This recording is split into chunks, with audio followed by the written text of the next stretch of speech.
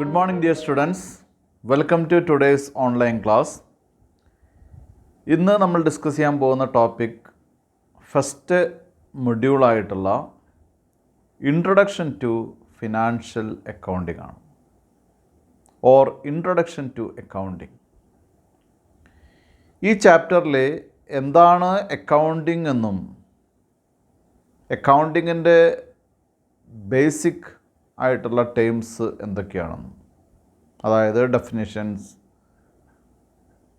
അതുപോലെ തന്നെ accounting principles, conventions, അത്തരം കാര്യങ്ങൾ.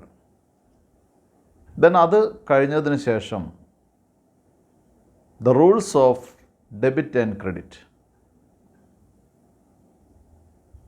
അപ്പോൾ അക്കൗണ്ടിങ്ങിൻ്റെ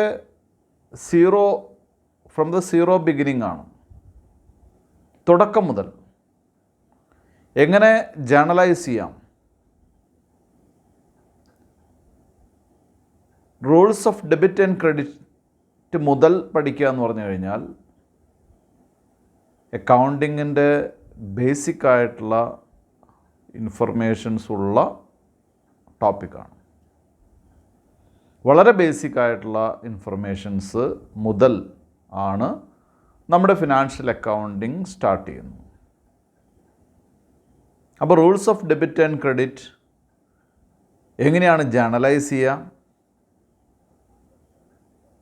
then what are the subsidiary books എങ്ങനെ പ്രിപ്പയർ ചെയ്യാം, അതിൽ വളരെ പ്രധാനപ്പെട്ട ക്യാഷ് ബുക്കുകൾ എങ്ങനെ നമുക്ക് പ്രിപ്പയർ ചെയ്യാൻ സാധിക്കും, അങ്ങനെ തുടങ്ങി ട്രയൽ ബാലൻസ് വരെ എത്തി നിൽക്കുന്ന ചാപ്റ്ററാണ് ആദ്യ ഭാഗം. അപ്പോൾ ഈ മൊഡ്യൂളിൽ കുറച്ചധികം ടേംസ് ഉണ്ട്. നമുക്ക് സോൾ പ്രൊപ്പറേറ്റർഷിപ്പിൻ്റെ ഫൈനൽ അക്കൗണ്ട്സ് ഒക്കെ പഠിക്കാനുണ്ട് വിത്ത് അഡ്ജസ്റ്റ്മെൻറ്റ്സ്. ഇപ്പം ഇന്നത്തെ ക്ലാസ്സിൽ പ്ലാൻ ചെയ്തിട്ടുള്ളത്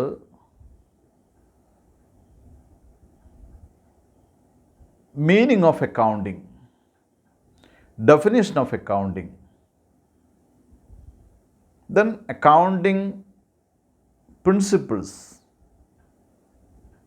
then what is meant by generally accepted accounting principle,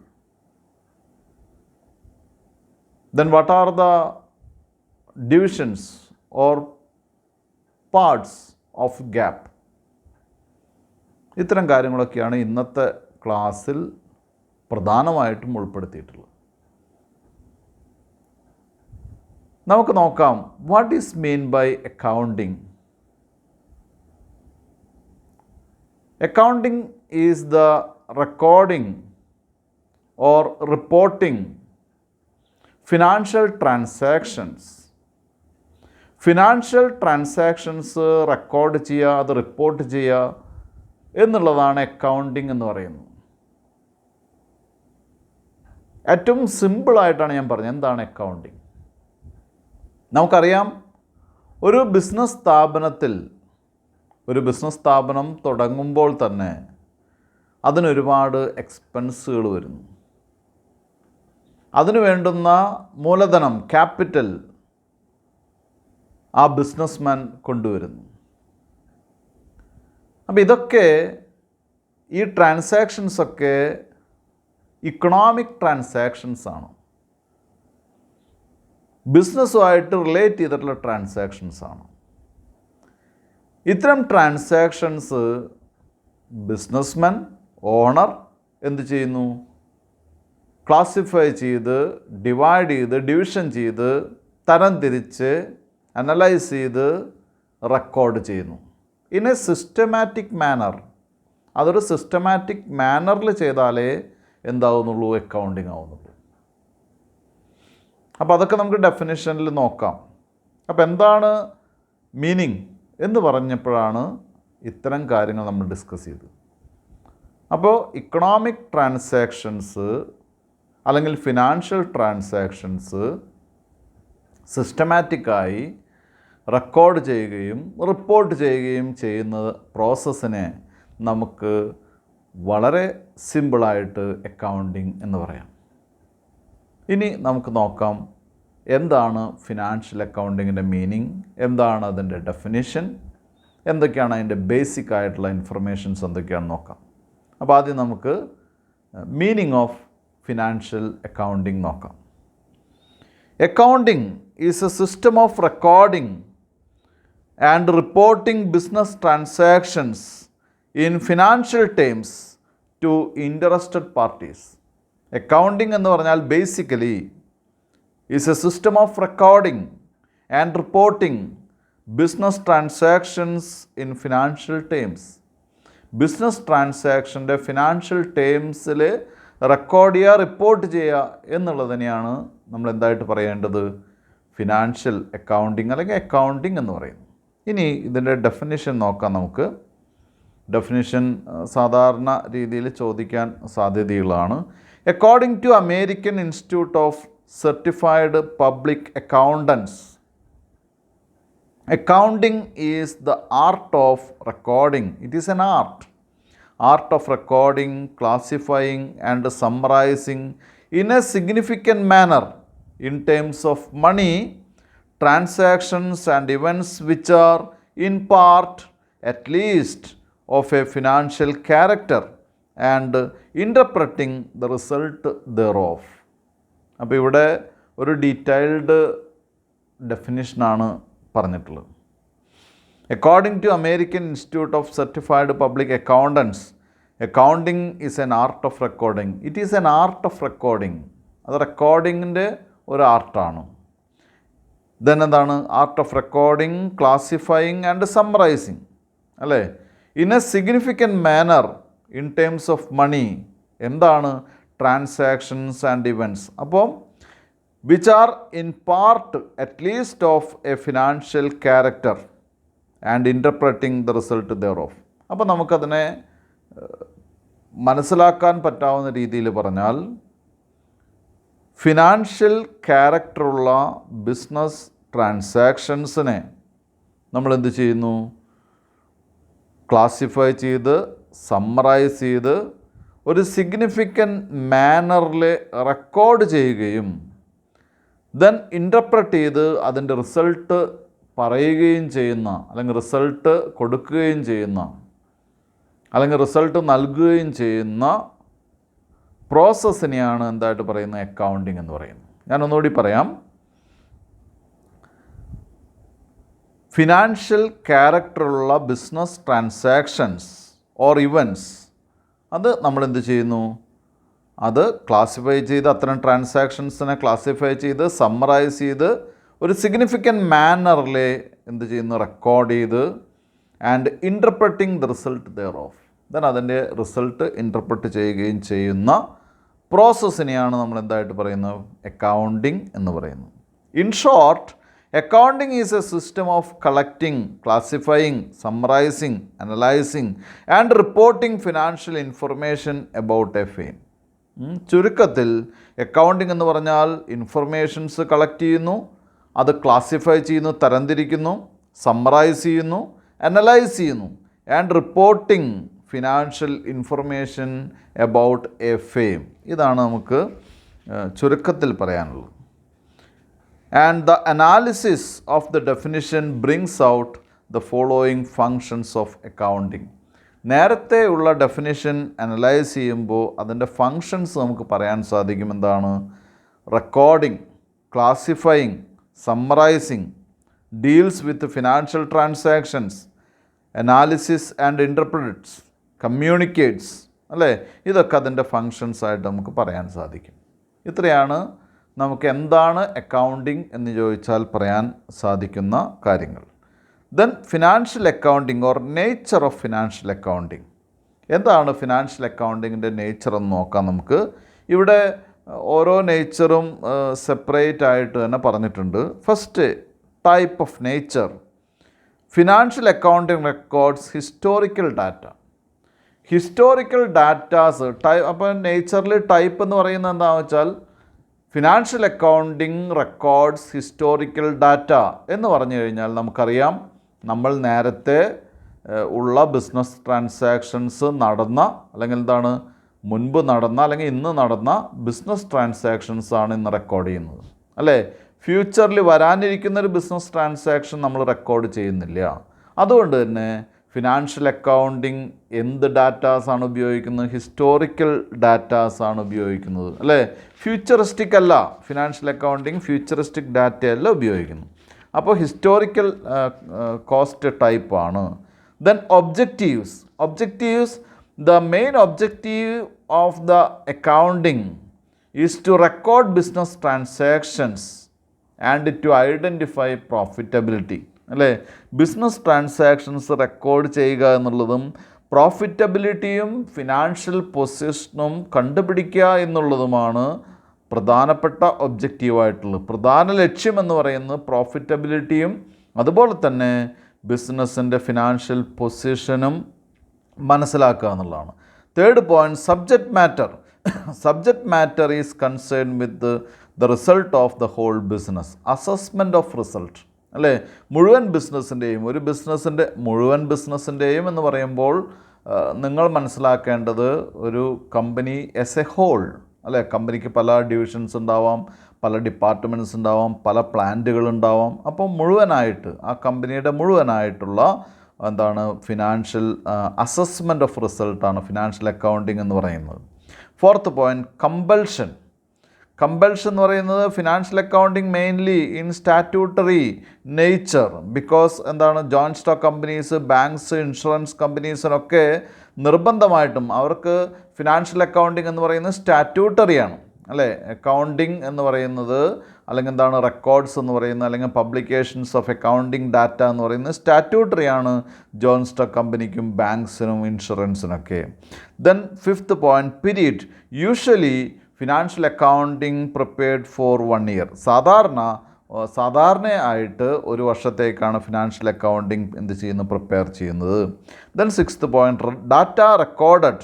on the base of data recorded, the actual figures are recorded in financial accounts. There is no scope for futuristic or budgeted data. No scope for budgeted data. Budgeted datasനോ എസ്റ്റിമേറ്റ്സിനോ പ്രൊജക്ഷൻസിനൊന്നും ഒരു സ്കോപ്പും ഇല്ലാത്തൊരു സ്ഥലമാണ് എന്തെന്ന് പറയുന്നത് data recorded എന്ന് പറയുന്ന പോയിൻ്റിൽ. അല്ലെങ്കിൽ financial അക്കൗണ്ടിങ്ങിൽ നമ്മൾ ഉപയോഗിക്കുന്ന ഡാറ്റാസ് എല്ലാം തന്നെ എന്താണ് ആക്ച്വൽ ഫിഗേഴ്സാണ് റെക്കോർഡ് ചെയ്യുന്നത്. Seventh point, publication. Usually final accounts prepared from the financial accounts R published for the use of people interested, അല്ലെ? പബ്ലിക്കേഷൻ ഓഫ് ഫിനാൻഷ്യൽ അക്കൗണ്ടിങ് എന്ന് പറയുന്നത് സ്റ്റാറ്റ്യൂട്ടറി ആണെന്ന്, ചില കേസുകൾക്ക് സ്റ്റാറ്റ്യൂട്ടറി ആണെന്ന് ഞാൻ നേരത്തെ പറഞ്ഞു. ജോയിൻറ്റ് സ്റ്റോക്ക് കമ്പനീസിന്, ബാങ്കുകൾക്കൊക്കെ സ്റ്റാറ്റ്യൂട്ടറിയാണ്, അല്ലേ? അത് അവരുടെ ഷെയർ ഹോൾഡേഴ്സിനൊക്കെ പബ്ലിഷ്ഡ് ഡാറ്റാസ് കൊടുക്കണമെന്ന് സ്റ്റാറ്റ്യൂട്ടറി ആയിട്ട് പറഞ്ഞിട്ടുള്ള കാര്യമാണ്. Then audit of financial accounts is compulsory in case of companies, banks etcetera. ഇത്രയും 8 നേച്ചേഴ്സാണ് എന്തിന് പറഞ്ഞിട്ടുള്ളത്? ഫിനാൻഷ്യൽ അക്കൗണ്ടിങ്ങിന് പറഞ്ഞിട്ടുള്ള നേച്ചറാണ്. 8 പോയിൻറ്റ്സാണ്. കുട്ടികളത് പഠിക്കുക. Next point is interested parties of accounting information, അല്ലെ? ഇൻട്രസ്റ്റഡ് പാർട്ടീസ് ആരൊക്കെയാണ് അക്കൗണ്ടിങ് ഇൻഫർമേഷൻ്റെ ഇൻട്രസ്റ്റഡ് പാർട്ടീസ്? ഫസ്റ്റ് നമുക്ക് പറയാനുള്ളത് ഓണേഴ്സ്, അല്ലേ? ഓണേഴ്സിനാണ് ഏറ്റവും കൂടുതൽ താല്പര്യം ഉണ്ടായിരിക്കുക. എന്താണ്? ഓണേഴ്സിനാണ് ബിസിനസ്സിൻ്റെ പ്രോഫിറ്റബിലിറ്റിയും അതുപോലെ തന്നെ ഫിനാൻഷ്യൽ പൊസിഷനൊക്കെ അറിയാൻ ഏറ്റവും കൂടുതൽ താല്പര്യം ആർക്കാണ്? ഓണേഴ്സിനാണ്. കാരണം അവരാണ് ഇൻവെസ്റ്റ് ചെയ്തിട്ടുള്ളത്. ബിസിനസ്സിൻ്റെ പ്രോഫിറ്റബിലിറ്റിയെ സംബന്ധിച്ചും ബിസിനസ്സിൻ്റെ ഫിനാൻഷ്യൽ പൊസിഷനെ സംബന്ധിച്ചുമുള്ള ഏറ്റവും കൂടുതൽ കാര്യങ്ങൾ അറിയേണ്ടത് ഓണേഴ്സിനാണ്. കാരണം അവരുടെ പണമാണ് എവിടെ ഇൻവെസ്റ്റ് ചെയ്തിട്ടുള്ളത്? ബിസിനസ്സിൽ ഇൻവെസ്റ്റ് ചെയ്തിട്ടുള്ളത്. സ്വാഭാവികമായിട്ടും ഓണേഴ്സ് വളരെ വളരെ ഇൻട്രസ്റ്റഡ് ആയിട്ടുള്ള പാർട്ടീസാണ്. അപ്പോൾ ഏറ്റവും പ്രാധാന്യമായി അല്ലെങ്കിൽ ഏറ്റവും ഇമ്പോർട്ടൻ്റ് ആയിട്ട് ഇവിടെ പരിഗണിക്കുന്നത് ഓണേഴ്സിനെ ആയിരിക്കാം. Second point, management. എന്താണ് മാനേജ്മെൻറ്റ് എന്ന് പറയുന്നത്? ഓണേഴ്സും മാനേജ്മെൻറ്റും വ്യത്യസ്തരാണോ അല്ലെങ്കിൽ 2 പേരാണോ? ആണ്. കാരണം ജോയിൻറ്റ് സ്റ്റോക്ക് കമ്പനി പോലെയുള്ള വലിയ ബിസിനസ് ഫോമുകൾക്ക് ഒരു പ്രത്യേകതയുള്ളത് ഓണേഴ്സ് എന്ന് പറയുന്നത് ഷെയർ ഹോൾഡേഴ്സാണ്, അല്ലേ? ഷെയർ ഹോൾഡേഴ്സിൽ നിന്ന് ഒരു വലിയ വിഭാഗം ഷെയർ ഹോൾഡേഴ്സിൽ നിന്ന്, അല്ലെങ്കിൽ ഒരു ഹ്യൂജ് എമൗണ്ട് ഓഫ് ഷെയർ ഹോൾഡേഴ്സിൽ നിന്ന്, ഹ്യൂജ് നമ്പർ ഓഫ് ഷെയർ ഹോൾഡേഴ്സിൽ നിന്ന് ഒരു ഗ്രൂപ്പ് ഓഫ് ഡയറക്ടേഴ്സിനെ അല്ലെങ്കിൽ മാനേജ്മെൻറ്റിനെ അവരെന്ത് ചെയ്യുന്നു, സെലക്ട് ചെയ്യുന്നു അല്ലെങ്കിൽ എലക്ട് ചെയ്യുന്നു. ഈ മാനേജ്മെൻറ്റാണ്, അവരാണ് റെസ്പോൺസിബിൾ ആയിട്ടുള്ള ബിസിനസ് നല്ല രീതിയിൽ നടത്തിക്കൊണ്ടു പോകാൻ റെസ്പോൺസിബിൾ ആയിട്ടുള്ളത് ഈ മാനേജ്മെൻറ്റാണ്. അപ്പോൾ മാനേജ്മെൻറ്റ് സ്വാഭാവികമായിട്ടും മാനേജ്മെൻറ്റിന് വലിയ താല്പര്യം ഉണ്ടായിരിക്കും. ഓണേഴ്സിൻ്റെ പോലെ തന്നെ ഇവരും ഓണേഴ്സാണ്, ഇവരും ഓണേഴ്സിൻ്റെ ഭാഗമാണ്, അവരെ പോലെ തന്നെ താല്പര്യമുള്ള ഒരു ഗ്രൂപ്പാണ് management. Then third point, potential investors. Potential investors എന്ന് പറയുന്നത് ഇൻവെസ്റ്റ്മെൻറ്റ് നടത്തുന്ന ആളുകൾ, ഇൻവെസ്റ്റ്മെൻറ്റിന് തയ്യാറായി നിൽക്കുന്ന ആളുകൾ, അല്ലെങ്കിൽ ഇൻവെസ്റ്റ് ചെയ്യാൻ താല്പര്യമുള്ള ആളുകൾ സ്വാഭാവികമായിട്ടും കമ്പനികളുടെ ക്രെഡിറ്റ് വർത്തിനെസ്സും അവരുടെ പ്രോഫിറ്റബിലിറ്റിയും നോക്കിയിട്ടാണ് എന്ത് ചെയ്യുന്നത്, ഇൻവെസ്റ്റ്മെൻറ്റ് നടത്തുന്നത്. അപ്പോൾ അത്തരം ഇൻവെസ്റ്റ്മെൻറ്റുകൾ, അത്തരം ഇൻവെസ്റ്റ്മെൻറ്റ് നടത്തുന്ന ആളുകൾക്ക് വലിയ താല്പര്യമാണ് എന്തിനുള്ളത്, ഇത്തരം ഫിനാൻഷ്യൽ ഇൻഫർമേഷൻസിനുള്ളത്. Fourth point, creditors and bankers. ഇവിടെ ക്രെഡിറ്റേഴ്സ് ആൻഡ് ബാങ്കേഴ്സിന് ഒരു വലിയ പ്രാധാന്യമുണ്ട്. കാരണം ബാങ്കുകൾ നമുക്കറിയാം, നമ്മൾ ലോണിനോ അല്ലെങ്കിൽ ബിസിനസ് ലോണിനോ മറ്റു കാര്യങ്ങൾക്കോ സമീപിച്ചു കഴിഞ്ഞാൽ ബാങ്കുകൾ ആദ്യം ആവശ്യപ്പെടുന്ന ഡോക്യുമെൻ്റ് ഫിനാൻഷ്യൽ സ്റ്റേറ്റ്മെൻറ്റ്സ് ആണ്. ക്രെഡിറ്റേഴ്സ് അല്ലേ, സ്ഥാപനത്തിൻ്റെ ക്രെഡിറ്റേഴ്സ്, ക്രെഡിറ്റ് വർത്തിനെസ് അല്ലേ, ഫിനാൻഷ്യലി സൗണ്ട് ആയിട്ടുള്ള സ്ഥാപനത്തിന് മാത്രമാണ് കടൻ കിട്ടാൻ സാധ്യതയുള്ളൂ. അപ്പോൾ ക്രെഡിറ്റേഴ്സിനും ബാങ്കേഴ്സിനും സ്വാഭാവികമായിട്ടും ബിസിനസ്സിൻ്റെ ഫിനാൻഷ്യൽ പൊസിഷനിൽ വലിയ താല്പര്യം ഉണ്ടായിരിക്കും, അവരും ഇൻട്രസ്റ്റഡ് ആയിരിക്കും. നെക്സ്റ്റ്, എംപ്ലോയീസിനെ സംബന്ധിച്ച് നമുക്കറിയാം, അവരുടെ പേയ്മെൻറ്റ് കൂട്ടുന്നതിന് വേണ്ടി അവരുടെ ഒരു പേഴ്സണൽ അല്ലെങ്കിൽ വ്യക്തിപരമായിട്ടുള്ള താല്പര്യത്തിൻ്റെ ഭാഗമായി, ഒരു ക്രെഡിബിലിറ്റിയുടെ ഭാഗമായിട്ടൊക്കെ അവർക്ക് എന്തറിയാൻ താല്പര്യം ഉണ്ടായിരിക്കും, ബിസിനസ്സിൻ്റെ പ്രോഫിറ്റബിലിറ്റി ആൻഡ് ഫിനാൻഷ്യൽ പൊസിഷൻ അറിയാൻ അവർക്ക് സാധിക്കും. സിക്സ്ത് പോയിൻറ്റ്, ഗവൺമെൻറ് അല്ലേ. തീർച്ചയായിട്ടും നമുക്കറിയാം ഗവൺമെൻറ്റിന് ഒരുപാട് റവന്യൂ അല്ലെങ്കിൽ ടാക്സ് എന്നുള്ള രീതിയിലും മറ്റ് പ്രൊവിഷൻസ് ആയിട്ടൊക്കെ ഗവൺമെൻറ്റിന് വലിയൊരു എമൗണ്ട് എന്തിൽ നിന്ന് കിട്ടുന്നു, ഓരോ കമ്പനിയുടെ പ്രോഫിറ്റിൽ നിന്നും ഒരു ചെറിയ ഭാഗം ടാക്സ് ആയിട്ട്, അത് വലിയൊരു എമൗണ്ട് ആയിരിക്കാം, ടാക്സ് ആയിട്ട് ആർക്ക് കിട്ടുന്നു, ഗവൺമെൻറ്റിന് കിട്ടും. അപ്പോൾ തീർച്ചയായിട്ടും ഗവൺമെൻറ്റിനും എന്തിൽ താല്പര്യമുണ്ട്, ഇത്തരം ഫിനാൻഷ്യൽ അക്കൗണ്ട്സിൽ താല്പര്യമുണ്ട്. കസ്റ്റമേഴ്സ് അല്ലേ, കസ്റ്റമേഴ്സിൻ്റെ ഒരു സ്പെഷ്യാലിറ്റി എന്താണെന്ന് വെച്ചാൽ നമുക്കൊക്കെ അറിയാം, നമ്മളെല്ലാവരും തന്നെ കൺസ്യൂം ചെയ്യുന്നത് മിക്കവാറൊക്കെ ഒരു ബ്രാൻഡ് ഇമേജും അല്ലെങ്കിൽ കമ്പനിയുടെ ക്രെഡിറ്റ് വർത്തിനെസ്സൊക്കെ നോക്കിയിട്ട് തന്നെയാണ് പല പ്രോഡക്റ്റുകളും നമ്മൾ ഉപയോഗിക്കുന്നത് അല്ലേ.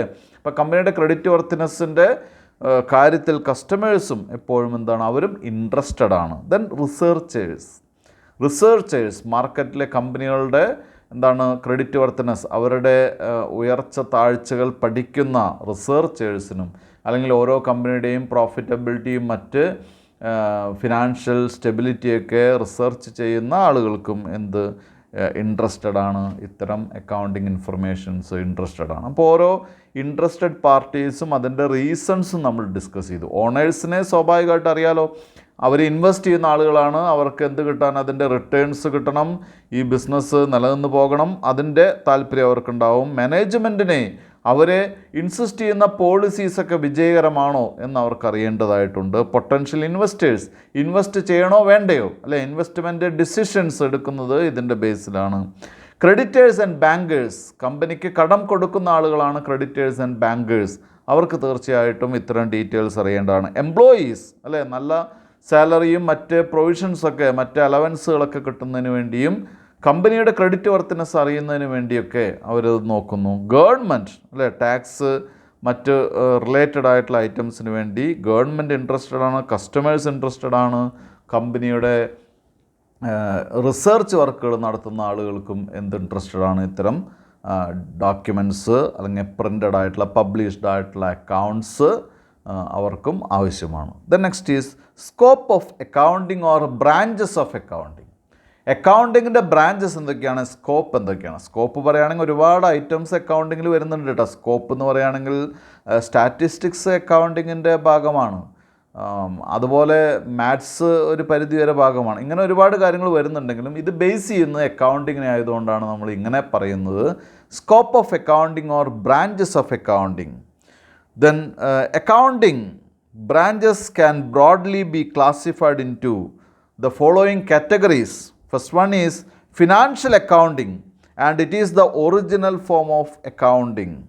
The object of financial accounting is to find out the result of operation and to provide information about the financial position of the business.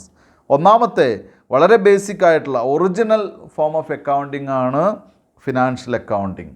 Financial accounting ഉപയോഗിക്കുന്നത് ഒരു ബിസിനസ്സിൻ്റെ ഓപ്പറേറ്റിംഗ് റിസൾട്ട് അറിയുന്നതിനും അതിൻ്റെ ഫിനാൻഷ്യൽ പൊസിഷൻ മനസ്സിലാക്കുന്നതിനും വേണ്ടിയിട്ടാണ്. The next is management accounting, and it is the accounting for managers or it is the accounting used by the managers for decision making. Management decision മേക്കിങ്ങിന് വേണ്ടി ഉപയോഗിക്കുന്ന അക്കൗണ്ടിങ് സിസ്റ്റത്തിനെയാണ് എന്തായിട്ട് പറയുന്നത്, management accounting എന്ന് പറയുന്നത്. Then third point, cost accounting, and it is used to ascertain and controlling cost. Cost control ചെയ്യുന്നതിനും ascertain ചെയ്യുന്നതിനും calculate ചെയ്യുന്നതിനും കണ്ടുപിടിക്കുന്നതിനും ഒക്കെ വേണ്ടി ഉപയോഗിക്കുന്ന അക്കൗണ്ടിങ്ങിനെയാണ് എന്തായിട്ട് പറയുന്നത്, കോസ്റ്റ് അക്കൗണ്ടിങ്. അപ്പോൾ mainly accounting divided into three branches. First one is basic financial accounting, then management accounting, and third one is cost accounting. മൂന്നായിട്ട് ഡിവൈഡ് ചെയ്യാം ഫിനാൻഷ്യൽ അക്കൗണ്ടിങ്. അപ്പോൾ ബ്രാഞ്ചസ് ഓഫ് അക്കൗണ്ടിങ് എന്ന് ചോദിച്ചാൽ നമുക്ക് എന്ത് പറയാൻ പറ്റും, 3 ബ്രാഞ്ചാണുള്ളത്, financial accounting, management accounting and cost accounting. Then next is objectives of financial accounting. എന്താണ് ഈ ഫിനാൻഷ്യൽ അക്കൗണ്ടിങ്ങിൻ്റെ ഒബ്ജക്റ്റീവ്സ്, ലക്ഷ്യം എന്താണ്? 4 പോയിന്റിൽ ഡിവൈഡ് ചെയ്തിരിക്കുന്നു. To maintain records of business, ബിസിനസ്സിൻ്റെ റെക്കോർഡ്സ് മെയിൻറ്റെയിൻ ചെയ്യാം. Second point, calculation of profit or loss, ബിസിനസ്സിൻ്റെ പ്രോഫിറ്റോ ലോസോ ആണോ എന്ന്, ഒരു ബിസിനസ്സിന് ലാഭമാണോ നഷ്ടമാണോ എന്ന് എന്ത് ചെയ്യുക, കാൽക്കുലേറ്റ് ചെയ്യുക. Depiction of financial position, financial position measure ചെയ്യുക, നല്ല പൊസിഷനിലാണോ അല്ലയോ എന്ന് മെഷർ ചെയ്യുക. And last point, fourth point, to make information available to various groups or users. നേരത്തെ പറഞ്ഞിട്ടുള്ള ഗ്രൂപ്പ്സിനും അതുപോലെ തന്നെ യൂസേഴ്സിനൊക്കെ ഇൻഫർമേഷൻസ് പ്രൊവൈഡ് ചെയ്യുക. ഇത്രയും ഒബ്ജക്റ്റീവ്സ് ആണ് ഫിനാൻഷ്യൽ അക്കൗണ്ടിങ്ങിനുള്ളത്. എന്താണ്, റെക്കോർഡ്സ് മെയിൻറ്റെയിൻ ചെയ്യുക, പ്രോഫിറ്റ് ഓർ ലോസ് അസർട്ടൈൻ ചെയ്യുക, ഫിനാൻഷ്യൽ പൊസിഷൻ കണ്ടുപിടിക്കുക, ദെൻ ഇൻഫർമേഷൻസ് പ്രൊവൈഡ് ചെയ്യുക. ഇത്രയും ഒബ്ജക്റ്റീവ്സ് ആണ് ഫിനാൻഷ്യൽ അക്കൗണ്ടിങ്ങിനുള്ളൂ. The next is limitations of financial accounting. എന്തൊക്കെയാണ് ഫിനാൻഷ്യൽ അക്കൗണ്ടിങ്ങിൻ്റെ ലിമിറ്റേഷൻസ് എന്ന് നോക്കാം. First one is accounting is historical in nature. Accounting historical in നേച്ചറാണ്. കാരണം ഒരിക്കൽ അല്ലെങ്കിൽ നേരത്തെ വന്ന എക്സ്പെൻസുകളാണ്, അല്ലേ? ഒരിക്കൽ സംഭവിച്ച, ഇന്ന് റെക്കോർഡ് ചെയ്യുന്നത് ഇന്ന് വന്നിട്ടുള്ള എക്സ്പെൻസുകളാവും, ഇൻകംസുമാണ് നമ്മൾ എന്ത് ചെയ്യുന്നത്, റെക്കോർഡ് ചെയ്യുന്നത്. അപ്പോൾ ഹിസ്റ്റോറിക്കലാണ്. അത് അക്കൗണ്ടിങ് എന്തല്ല, ഫ്യൂച്ചറിസ്റ്റിക് അല്ല. അതായത് ഒരു എസ്റ്റിമേറ്റഡോ അല്ലെങ്കിൽ എന്താണ് ബഡ്ജറ്റഡോ ആയിട്ടുള്ള കോസ്റ്റുകളല്ല, റേറ്റുകളല്ല, അല്ലെങ്കിൽ എന്താണ് എമൗണ്ടുകളല്ല നമ്മൾ എന്ത് ചെയ്യുന്നു, റെക്കോർഡ് ചെയ്യുന്നു. അതുകൊണ്ട് തന്നെ ഹിസ്റ്റോറിക്കൽ ഇൻ നേച്ചറാണ്. പഴയ കാര്യങ്ങൾ മാത്രം റെക്കോർഡ് ചെയ്യുന്ന ഒരു അക്കൗണ്ടിങ് സിസ്റ്റമാണ് എന്നുള്ളൊരു ഡ്രോബാക്ക്, ലിമിറ്റേഷൻസ് പറയുന്നു. Second point, it provide information about the concern as a whole. ഒരു ബിസിനസ്സിൻ്റെ മുഴുവനായിട്ടാണ് എന്ത് ചെയ്യുന്നു, ഫിനാൻഷ്യൽ അക്കൗണ്ടിങ് ഇൻഫർമേഷൻസ് പ്രൊവൈഡ് ചെയ്യുന്നു, അല്ലേ? അപ്പോൾ സ്വാഭാവികമായിട്ട് നമുക്ക് തോന്നാം, അല്ലാതെ എങ്ങനെയാണ്, അല്ലേ? It fails to provide information product wise, activity wise, etcetera. ഇപ്പം നമുക്കറിയാം മാരുതി സുസുക്കി ലിമിറ്റഡ്, അല്ലേ? ആ കമ്പനിയുടെ, അല്ലെങ്കിൽ മാരുതി ഉദ്യോഗ് ലിമിറ്റഡ് എന്നുള്ള കമ്പനിയുടെ, ഇപ്പോൾ പുതിയ സുസുക്കി മാറിയല്ലോ, ആ കമ്പനിയുടെ പ്രോഫിറ്റ് ആൻഡ് ലോസ് അക്കൗണ്ടും ബാലൻസ് ഷീറ്റും പ്രിപ്പയർ ചെയ്യുന്ന സമയത്ത് അവർ, ആ മാരുതി എന്നുള്ള കമ്പനിക്ക് പല പ്ലാന്റുകൾ ഇന്ത്യയിലുണ്ടായിരിക്കാം, അല്ലേ?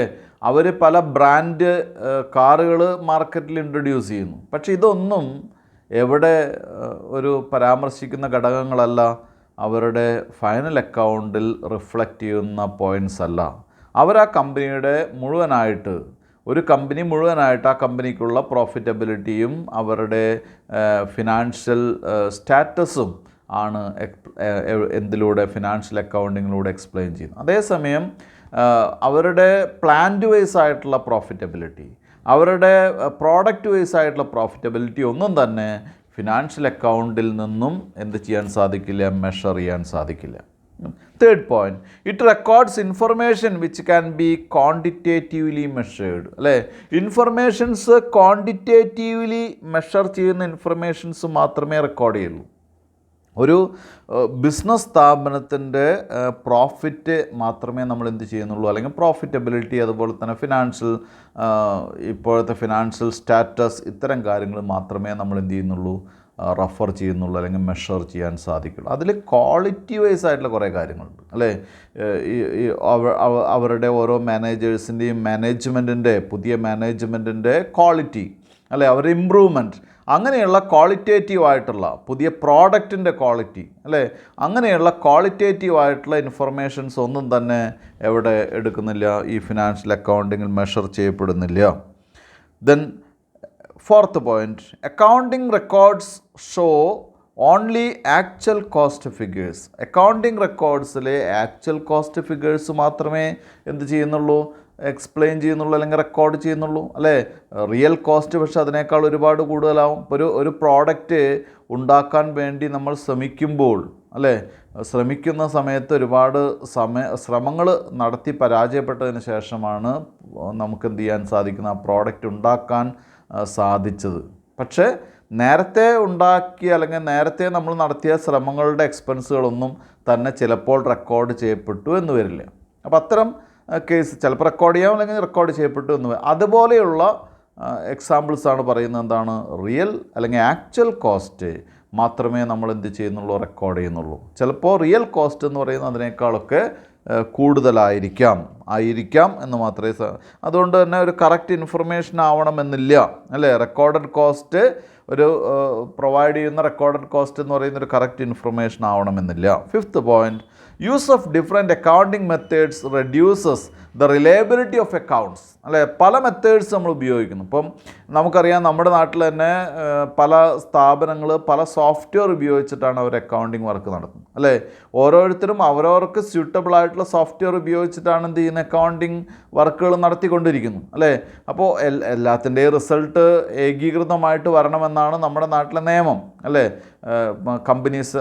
കമ്പനീസ് ആയാലും, അല്ലെങ്കിൽ ജോയിൻറ്റ് സ്റ്റോക്ക് കമ്പനീസിനും ബാങ്കിനൊക്കെ കൃത്യമായിട്ടുള്ള ഡയറക്ഷൻസ് ഉണ്ട്. പക്ഷേ അതില്ലാത്ത ചെറിയ സ്ഥാപനങ്ങൾക്ക് നമുക്കറിയാം, വ്യത്യസ്തമായിട്ടുള്ള പല മെത്തേഡ്സ് ഉപയോഗിച്ച് എന്ത് ചെയ്യുന്നു, അക്കൗണ്ടിങ് വർക്കുകൾ ചെയ്യുമ്പോൾ സ്വാഭാവികമായിട്ടും റിസൾട്ടിൽ വ്യത്യാസങ്ങൾ വന്നിരിക്കാം. ഒരു യൂണിഫോം പാറ്റേൺ ഇല്ലാത്ത ഒരവസ്ഥ പല സ്ഥലങ്ങളിലും എന്തിനുണ്ട്, അക്കൗണ്ടിങ്ങിനുണ്ട്. ഇത്രയും 5 ലിമിറ്റേഷൻസാണ് ഉള്ളത്. ഞാനൊന്നുകൂടി പറയാം. 1, ഹിസ്റ്റോറിക്കൽ നേച്ചർ, പാസ്റ്റ് ഡാറ്റ വെച്ച് വർക്ക് ചെയ്യുന്നു. 2, കമ്പനിയുടെ മൊത്തം റിസൾട്ട് മാത്രമാണ് ഐഡൻറ്റിഫൈ ചെയ്യാൻ സാധിക്കുന്നത്, പ്രോഡക്റ്റ് വൈസോ അല്ലെങ്കിൽ ആക്ടിവിറ്റി വൈസോ ആയിട്ടുള്ള റിസൾട്ട് പറയാൻ സാധിക്കുന്നില്ല. 3, ക്വാണ്ടിറ്റി വൈസായിട്ടുള്ള റെക്കോർഡ്സ് മാത്രമേ ഉണ്ടാവുള്ളൂ, ക്വാളിറ്റേറ്റീവ് ഇൻഫർമേഷൻസ് ഒരിക്കലും തന്നെ പ്രൊവൈഡ് ചെയ്യാൻ പറ്റുന്നില്ല. 4, ആക്ച്വൽ ഫിഗേഴ്സ്, കോസ്റ്റ് ഫിഗേഴ്സ് മാത്രമേ കാണിക്കുന്നുള്ളൂ. അല്ലേ? പക്ഷേ റിയൽ ഫിഗേഴ്സ് ചിലപ്പോൾ അതിനേക്കാളൊക്കെ കൂടുതലായിരിക്കാൻ സാധ്യതയുണ്ട്. ലാസ്റ്റ് പോയിൻ്റ്, പല ഡിഫറെൻറ്റ് മെത്തേഡ്സ് ഉപയോഗിച്ച് അക്കൗണ്ടിങ് വർക്കുകൾ ചെയ്യുമ്പോൾ സ്വാഭാവികമായിട്ടും എന്ത് സംഭവിക്കുന്നു, വ്യത്യസ്തമായിട്ടുള്ള റിസൾട്ടുകൾ വരാനുള്ള സാധ്യതയുണ്ട്. ഇത്രയാണ് നമ്മൾ പറഞ്ഞത്. ഇനി നമുക്ക് പറയാനുള്ള ഒരു കാര്യം എന്ന് പറയുന്നത് അക്കൗണ്ടിങ് കൺസെപ്റ്റ്സ് ആൻഡ് കൺവെൻഷൻസ് ആണ് ഇനി അടുത്തതായിട്ട് നമുക്ക് പറയാനുള്ളത്. Accounting concepts and conventions. അല്ലേ? അപ്പോൾ നമുക്കറിയാം, അക്കൗണ്ടിങ് കൺസെപ്റ്റ്സ് ആൻഡ് കൺവെൻഷൻസ് എന്ന് പറയുന്നത് ഒരു ജനറൽ ഗൈഡ് ലൈൻ നമുക്ക് ആവശ്യമാണ്. എന്ത് പ്രിപ്പയർ ചെയ്യാൻ വേണ്ടി, ഫിനാൻഷ്യൽ സ്റ്റേറ്റ്മെൻറ്റ്സും റിപ്പോർട്ട്സൊക്കെ പ്രിപ്പയർ ചെയ്യുന്നതിന് വേണ്ടി കൃത്യമായിട്ടുള്ള ഒരു ജനറലായിട്ടുള്ള ഗൈഡ് ലൈൻസ് നമുക്ക് ആവശ്യമാണ്. അല്ലേ? If such uniform principles were not followed, there would be a lot of difficulties and confusions. This makes comparison and impossible and unreliable. അതായത് പല പ്രിൻസിപ്പിൾസ് ഉപയോഗിച്ച് കഴിഞ്ഞാൽ നമുക്ക് ഒരിക്കലും കമ്പയർ ചെയ്യാൻ സാധിക്കില്ല. അതുപോലെ തന്നെ എന്താണ്, റിലയബിൾ ആയിരിക്കില്ല, വിശ്വസിക്കാൻ കൊള്ളാത്തതായിരിക്കും, വിശ്വാസയോഗ്യമല്ലാത്തതായിരിക്കും, അല്ലേ? അതുകൊണ്ടൊക്കെ a set of rules, conventions, standards and procedures established for reporting financial information, and they are known as GAP. GAP എന്ന് പറഞ്ഞാൽ ജനറലി ആക്സെപ്റ്റഡ് അക്കൗണ്ടിങ് പ്രിൻസിപ്പിൾസ്. മനസ്സിലായല്ലോ? അതുകൊണ്ട് തന്നെ ഇങ്ങനെയുള്ള എന്താണ് ഒരു ഓർഗനൈസ്ഡ് സിസ്റ്റം വേണം. ഒരു ജനറലായിട്ടുള്ള ഗൈഡ് ലൈൻസും ഒരു ഡയറക്ഷൻസൊക്കെ അക്കൗണ്ടിങ് മേഖലയിൽ വേണം എന്നുള്ള കാരണം കൊണ്ട് തന്നെ A set of rules, conventions, standards and procedures established four reporting financial information are known as GAP, Generally Accepted Accounting Principles. The GAP are the building blocks of the accounting language. Accounting എന്ന് പറയുന്നത് it is A business language, അല്ലേ? അതിൻ്റെ building blocks ആണ് gap എന്ന് പറയുന്നത്. They are the pillars on which the structure of accounting is resting. Accounting എന്ന് പറയുന്ന വലിയ ഒരു പോർഷൻ റെസ്റ്റ് ചെയ്യുന്ന പില്ലേഴ്സായിട്ട് നമുക്ക് എന്തിനെ ഉപമിക്കാം? ഗ്യാപ്പിനെ വേണമെങ്കിൽ പറയാം. If we remove these principles, the entire structure of accounting will collapse.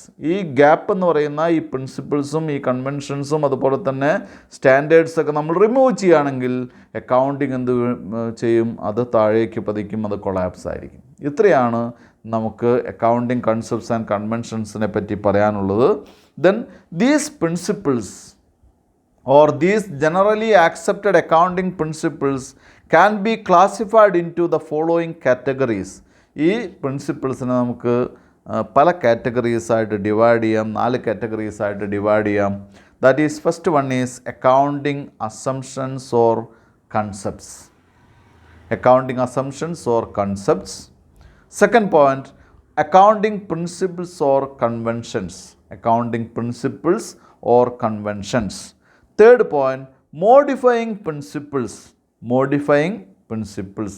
Fourth point, accounting standards. Accounting standards. ഇത്രയും 4 പോയിൻറ്റ്സ് ആണ് നമുക്ക് പ്രിൻസിപ്പിൾസ് ആയിട്ട് നേരത്തെ പറഞ്ഞിട്ടുള്ള ജനറലി ആക്സെപ്റ്റഡ് അക്കൗണ്ടിങ് പ്രിൻസിപ്പിൾസിനെ ഡിവൈഡ് ചെയ്തിട്ട് വരുന്ന 4 കാറ്റഗറീസാണ് പറഞ്ഞത്. നമുക്കതിൽ ആദ്യത്തെ കാറ്റഗറി ആയിട്ടുള്ള അക്കൗണ്ടിങ് അസംഷൻസ് ഓർ കൺസെപ്റ്റ്സ് എന്ന് നോക്കാം. നമുക്ക് അക്കൗണ്ടിങ്ങിന് നമുക്കറിയാം കുറേ അസംഷൻസും അതുപോലെ തന്നെ കൺസെപ്റ്റ്സൊക്കെ ആവശ്യമാണ്. ചില അസംഷൻസിൽ നിന്നുകൊണ്ട് മാത്രമേ നമുക്ക് അക്കൗണ്ടിങ് വർക്കുകൾ നടത്താൻ അല്ലെങ്കിൽ അക്കൗണ്ടിങ് കംപ്ലീറ്റ് ചെയ്യാനും പ്രിപ്പയർ ചെയ്യാനും സാധിക്കുള്ളൂ. എന്തൊക്കെയാണെന്ന് നോക്കാം നമുക്ക്. ഒന്നാമത്തെ point, accounting entity or business entity concept or separate entity concept എന്ന് വേണമെങ്കിൽ പറയാം. Accounting entity or business entity concept.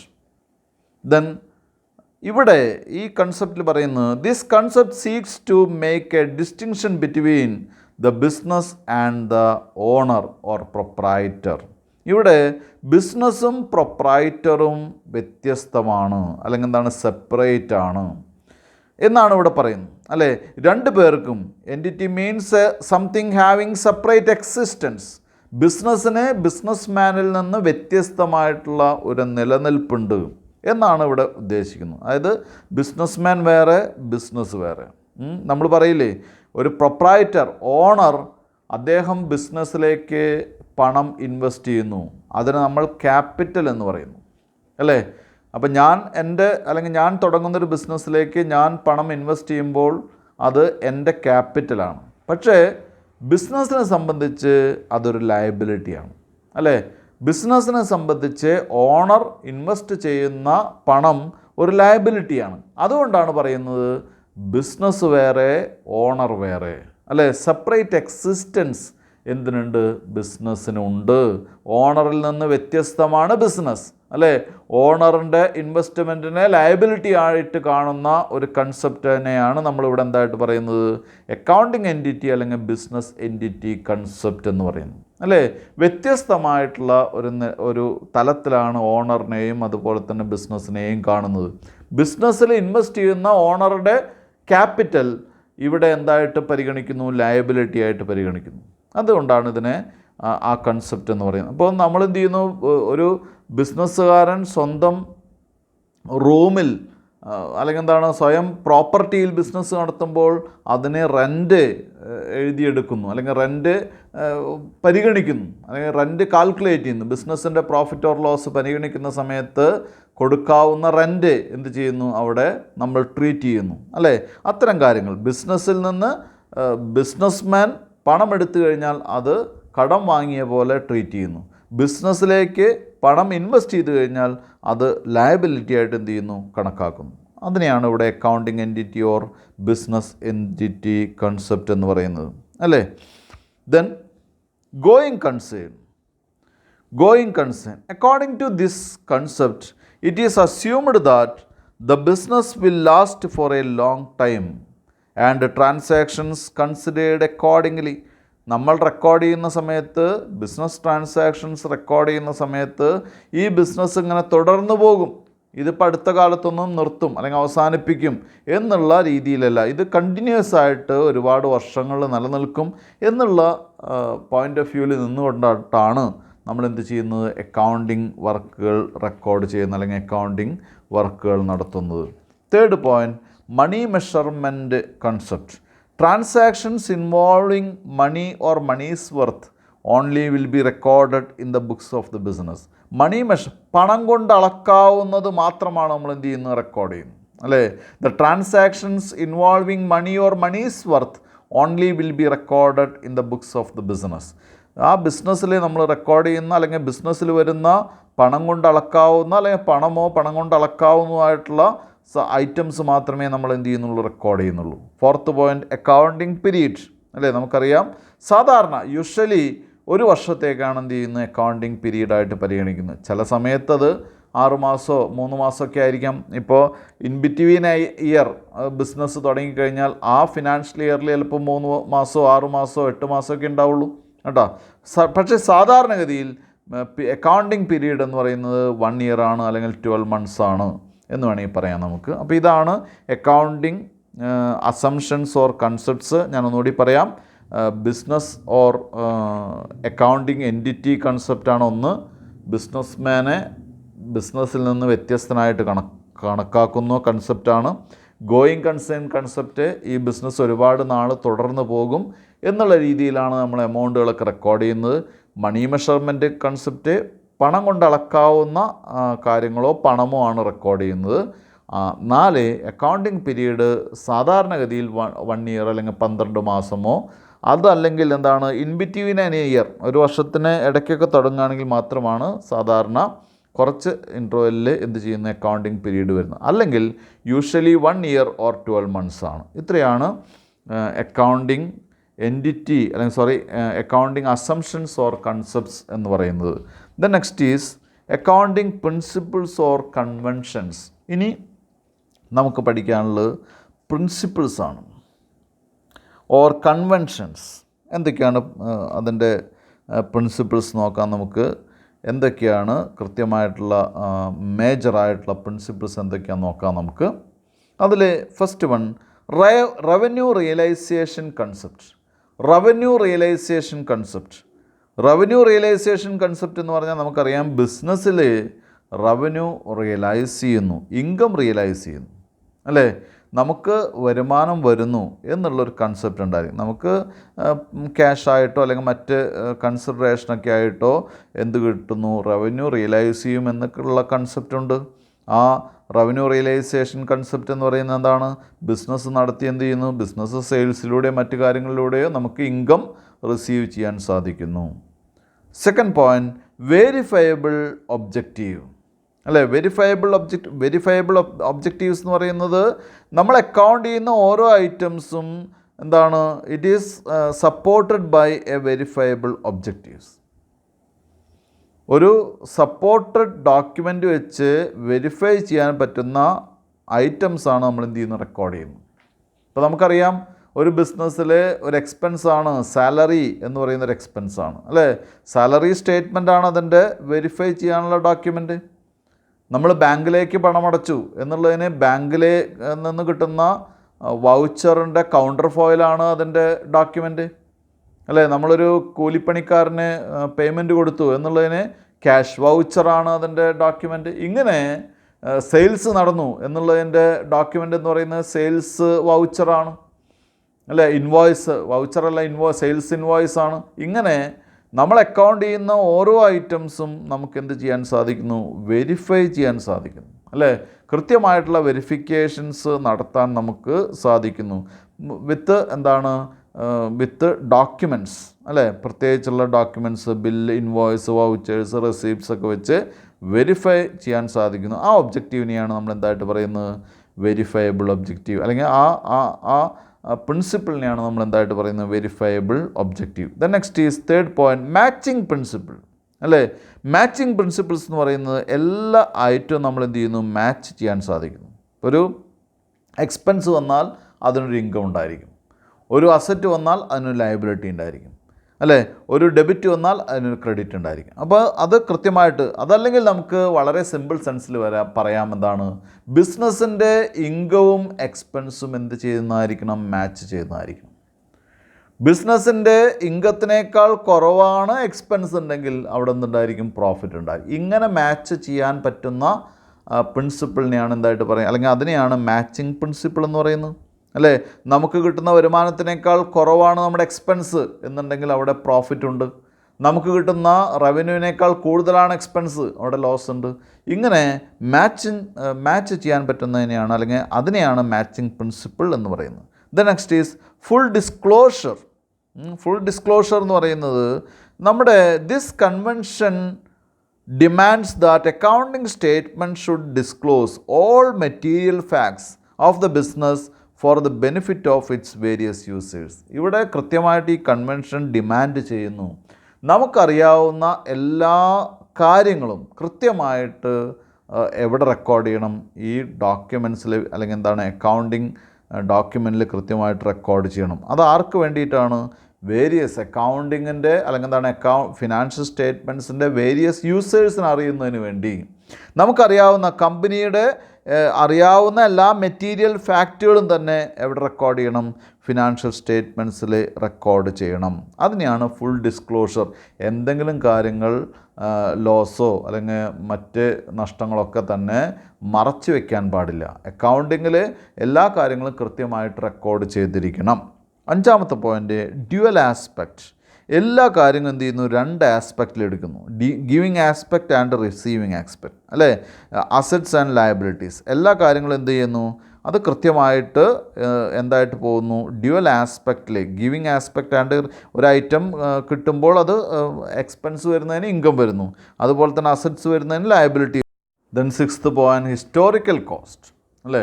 This principle requires that all transactions should be recorded at their acquisition cost അല്ലേ. അക്വസിഷൻ കോസ്റ്റ് എന്ന് പറഞ്ഞാൽ എന്താണ്, purchase price plus expenses incurred for bringing it അല്ലേ. എല്ലാ ഐറ്റംസും റെക്കോർഡ് ചെയ്യുന്നത് അതിൻ്റെ അക്വസിഷൻ കോസ്റ്റിലാണ്. നമുക്കത് അക്വയർ ചെയ്യാൻ വന്നിട്ടുള്ള കോസ്റ്റ് എത്രയാണോ അതിലാണ് നമ്മൾ റെക്കോർഡ് ചെയ്യേണ്ടത്. അതുകൊണ്ട് തന്നെ ഹിസ്റ്റോറിക്കൽ കോസ്റ്റുകൾ മാത്രമേ റെക്കോർഡ് ചെയ്യാൻ സാധിക്കുള്ളൂ. ഒരു പ്രോഡക്റ്റ് നാളെ നമ്മൾ വാങ്ങുന്നു, അത് ഇന്ന് റെക്കോർഡ് ചെയ്യാൻ സാധിക്കില്ല. അപ്പോൾ ഹിസ്റ്റോറിക്കൽ കോസ്റ്റ് ടെക്നിക്ക് അല്ലെങ്കിൽ ഹിസ്റ്റോറിക്കൽ കോസ്റ്റ് കൺവെൻഷൻ അല്ലെങ്കിൽ പ്രിൻസിപ്പിൾ എന്ന് പറയുന്നത് എന്താണ് പറയുന്നത്, കൃത്യമായിട്ടുള്ള അക്വസിഷൻ കോസ്റ്റ് നമ്മൾ എന്ത് ചെയ്യണം, റെക്കോർഡ് ചെയ്യാൻ സാധിക്കുകയുള്ളൂ. ഇത് ഈ പ്രിൻസിപ്പിൾ ഡിമാൻഡ് ചെയ്യുന്ന അതാണ് അല്ലേ. എന്താണ് അക്വസിഷൻ കോസ്റ്റ് എന്ന് പറഞ്ഞാൽ, പർച്ചേസ് പ്രൈസിൻ്റെ കൂടെ നമുക്ക് എന്തെങ്കിലും അഡീഷണൽ എക്സ്പെൻസ് വന്നാൽ അതുകൂടി നമുക്ക് എന്ത് ചെയ്യാം, റെക്കോർഡ് ചെയ്യാം. ഇപ്പോൾ ഇത്രയും 6 അക്കൗണ്ടിങ് പ്രിൻസിപ്പിൾസ് ഓർ കൺവെൻഷൻസ് ആണ് നമുക്ക് ഇന്നത്തെ ക്ലാസ്സിൽ ഉൾപ്പെടുത്തിയിട്ടുള്ളത്. അപ്പോൾ ഇന്ന് എന്താണ് accounting, meaning of accounting, definition of accounting, what is mean by generally accepted accounting principles, Then what are the different categories of generally accepted accounting principles? ഇതൊക്കെയാണ് ഇന്നത്തെ ക്ലാസ്സിൽ ഡിസ്കസ് ചെയ്തത്. ഒരു ചെറിയ പോർഷൻസ് മാത്രമേ ഇന്ന് കവർ ചെയ്യാൻ നമുക്ക് സാധിച്ചിട്ടുള്ളൂ. എന്തായാലും ഇന്നത്തെ ക്ലാസ് ഞാൻ ഇവിടെ നിർത്തുകയാണ്. Thank you very much.